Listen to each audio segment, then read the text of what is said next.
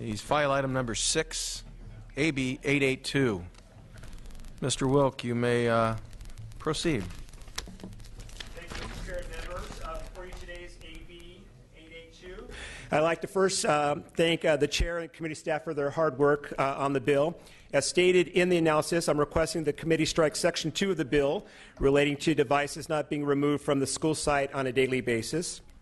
I'll also be accepting the committee's amendment, which is not mentioned in the analysis, and that amendment will put the same language in Section 1 of the bill in Government Code 35508.6, which applies to school bonds issued from the Government Code. As you know, November 2000, the voters approved Proposition 39, a constitutional amendment, which gives school districts and community colleges the opportunity to seek approval of a local general obligation bond based upon a 55% vote. On top of using bond funds for the construction and modernization of schools, local educational agencies use bond funds to furnish and equip school facilities, including furniture such as desks, as well as desktop computers and other items of technology. My bill 882 would specify that the term of the bond be used for purposes of furnishing and equipping a classroom, including electronic equipment, shall not exceed 120% of the average reasonably expected economic life. State law does not differentiate between bonds for buildings versus bonds for furnishing and equipping facilities.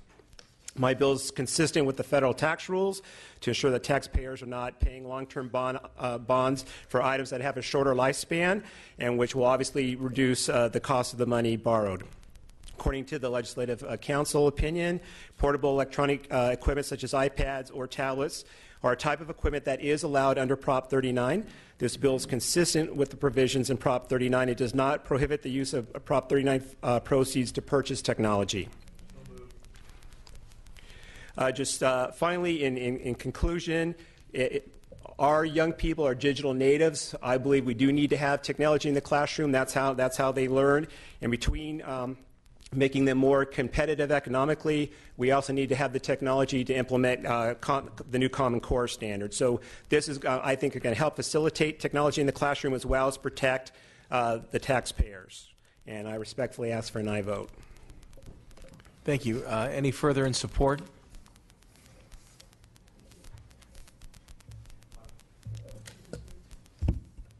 Thank you. Michael Pimentel here on behalf of the California Association of Tax Collectors, our county treasurers and tax collectors, here in strong support.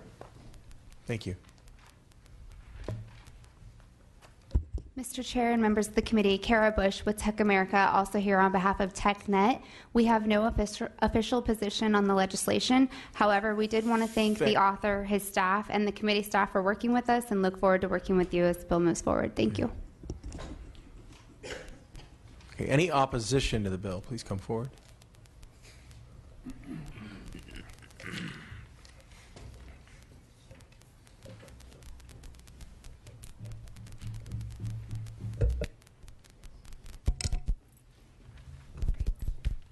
Good afternoon. Can you hear me? Okay. Good afternoon, Mr. Chair, members of the committee, and staff. Marta Alvarez on behalf of the San Diego Unified School District. I tend to speak very fast, so I'll keep myself kind of slow. On behalf of San Diego Unified, we still remain concerned with the bill. I do want to acknowledge the committee staff and the author's staff for working with us in trying to understand the concerns we have. I'll mention the concerns we have and also why we were opposed to the original part of the bill as well. First of all, California is really leading the way in Common Core implementation, where students will be taking computer-adapted assessments. We need kids to be able to be comfortable with using a device. In San Diego Unified, we have very responsibly and transparently been using, as a pilot program, school bond proceeds to be used to purchase technology both in the classroom and out of the classroom. Excuse me, I think you're speaking to what was in the bill. That's Yes. been amended out, so I don't know if we really need to converse over that today. I will talk about the concerns because of the those concerns bill. were heard, and I shared some of those concerns too. Well, I will mention, then I'll focus on what the bill still does. I'll just say this bill, we believe, with all due respect, it's unnecessary. School districts have to comply with the federal regulations for how we issue bonds. We have bond counsel and other parts of our team when we issue bonds that have to make sure we're complying with federal and state law.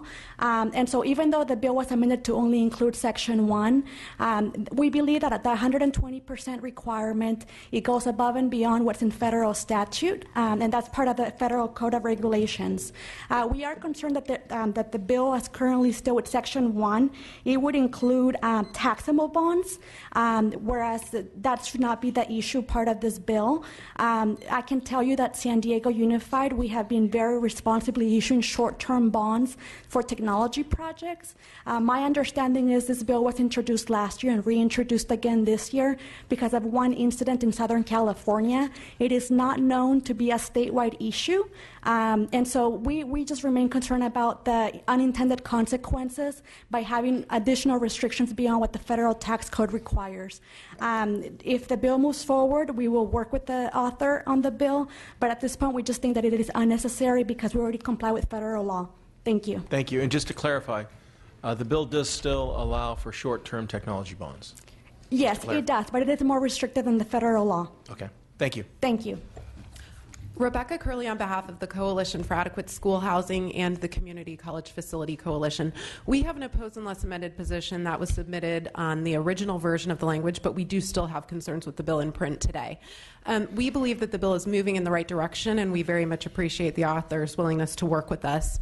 Our primary concern is related to the remaining language in Section 1 regarding the term of the bond as currently in print, and these are pretty much technical concerns. Federal tax code requires districts to match the term of the bond to the useful life of the item being purchased, or they face potential tax penalties. We want to ensure that there are no unintended consequences or future inconsistencies between federal code and state law on this issue. And the current language, we believe, that's in print may actually impact the structuring of long-term GO bonds. The federal tax code applies to the weighted average maturity of an issue used to finance capital projects. And the language that's in AB 882 does not take into account the weighted average maturity of the full issuance, which is reflected in the federal tax code. So we recommend removing that reference to the 120% and instead making a statement about needing to meet the federal requirements. And we hope to continue working with the author on this. Thank you. Thank you. Any further opposition? Leangela Reed on behalf of the School Employers Association of California in opposition. Erica Hoffman with the California School Boards Association. I greatly appreciate the movement on the bill. I've got my attorneys currently looking at the 120% requirement, but we look forward to working with you again as we move along. Thank you. Thank you. Thank you. With that, any further comment? Okay, Mr. Wilk, I think we've heard that your bill is moving in the right direction. That's a good thing. Right. I've never seen you move to the left, so. On occasion. Again, appreciate the comments from the opponents, at least currently. Hopefully we'll get them on board if we're able to move forward. I should point out that it's federal guidelines, it's not law. Putting the 120% in there reflects what the guidelines are, but it's not stated categorically. So this is, again, just to protect taxpayers. And again, it does not impede at all short-term technology bonds. We want those. We need to have technology in the classroom. And if I'm fortunate enough to have the bill move forward, we'll continue to work to see if I can even move a little bit more to the left if that's what it takes to get this done for taxpayers and students. And with that, respectfully ask for an aye vote. Thank you, Mr. Wilk. Mr. Thurman, did you wish to comment? I have two questions, really, and maybe they're just points of information for clarity. Could we just state so that when we say it, we're not just throwing around the percentage, what 120% of the average reasonable expected economic life of the furnishings means? What does that mean in everyday language? So in real terms, okay, you buy a laptop. The expected life is 5 years. Okay. So you could do up to 120%, so you could finance that over 6 years. Got it. That's the practical aspect of that. And then I'll just ask the question that has been sort of kicking around in my head since I read this. And if it's changed, if the amendments have changed and I've missed it, just clarify for me. But does this still prohibit students being able to take iPads home? No. Okay, because that really was sticking to my crawl, and I don't know what percentage of sticking to my crawl it was, but it was I sticking tell to you, my crawl. I thought this would be a little simple, easy bill, and it's been a long, winding road, and there's been several iterations. It's probably my fault, but every version of the bill that I have still has that language, and it's not struck. No, not in there. And I just, well, I think you talked about it when you said. No, because I understand the need, particularly if you're a disadvantaged community, you don't have access to that. I mean, the digital divide is real. Well, I'm just trying to find a way to protect taxpayers that we're not using long-term money, which is very expensive, to buy things that have a short shelf life. Thank you. Thank you, Mr. Thurman, and that was an original concern. And in working with the committee, we were able to work that issue out. So what does the current bill say? Because as you look at the various mock-ups and things, that was my concern as well. It's listed on the analysis here, then it's listed inside, shall only be used for instruction-related purposes in a school facility and shall not be assigned to individuals. That's in this thing here, that's in this thing here. I'm like you, I'm trying to figure out, because that seemed to be the major issue. So, and we only took out Section 2, which had to do with the amendment was to take out Section 2 of the bill, which talks about the 120%. Now, maybe there's some error somewhere floating around here, and I was trying to wrap my mind around it because I, too, saw that and wondered what is the, because that would be a major concern, I think, for those who are dealing with this. So is there a mock-up somewhere else that we don't see? I think one's being handed to you now. That was a big concern. Beyond major. So, shared by myself and others, and more today.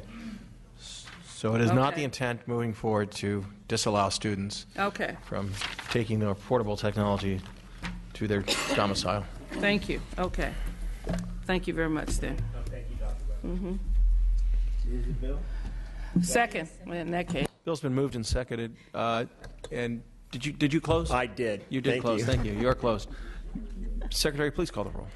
The motion is do pass as amended. O'Donnell? Aye. O'Donnell, I. Chavez? Aye. Chavez, I. Kim? Aye. Kim, I. McCarty? Aye. McCarty, I. Santiago? Aye.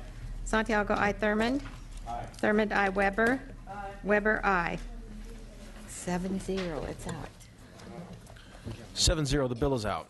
Thank you, Mr. Chair and members. We do have one bill on call, which is file item number 2, AB 375. The motion is due pass to appropriations. The vote was 3-0. The chair's vote was aye. Santiago? Aye. Santiago, I. Thurmond? Aye. Thurmond, I. Weber? Aye. Weber, I. 6-0. The bill is out 6-0.